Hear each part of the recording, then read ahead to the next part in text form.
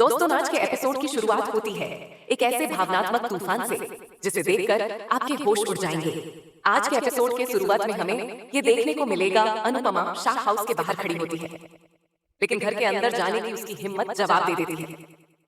अंदर से बापूजी, अंश, प्रार्थना और तोशु उसे पुकारते हैं, घर आ जाओ अनुपमा।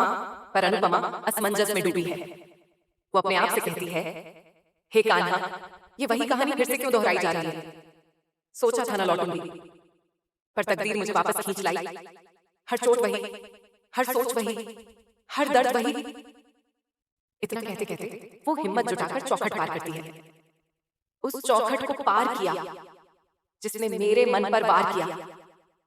फिर वो कान्हा जी का आशीर्वाद लेकर घर में प्रवेश करती है। घर में दाखिल होते ही बापूजी, अंश, प्रार्थना और बाकी सभी लोग बावजूद बाप और पाखी के उसे गले लगा लेते हैं।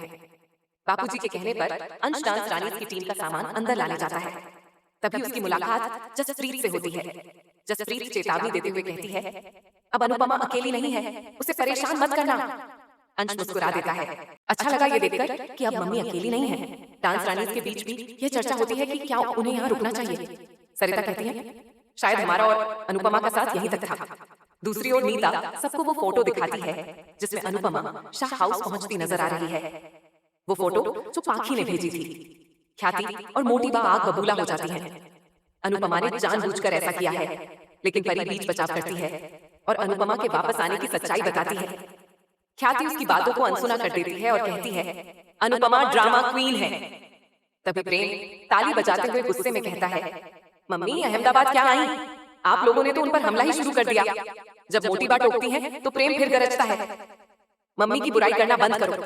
मोटी बा बिफरती है, क्यों ना करे, अब देखना, अंश और प्रार्थना की शादी करवाकर ही दम लेंगे। प्रेम भी चौंक जाता है। शायद मम्मी को पता ही नहीं कि अंश और प्रार्थना की शादी करवाकर ही दम लेंगे। राही पूरी तरह घबरा, अब मम्मी सब कुछ छीन लेंगी मुझसे, मेरी डांस एकेडमी, मेरा सपना, सब कुछ। वो टूट जाती है।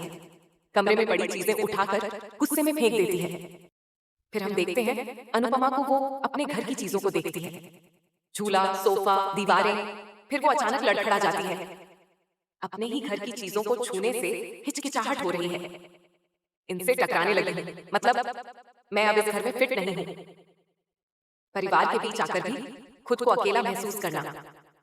आज समझ में आया। उसी वक्त अंश और प्रार्थना उसके पास आ जाते हैं। उधर राही डर से चौंक कर उठती है।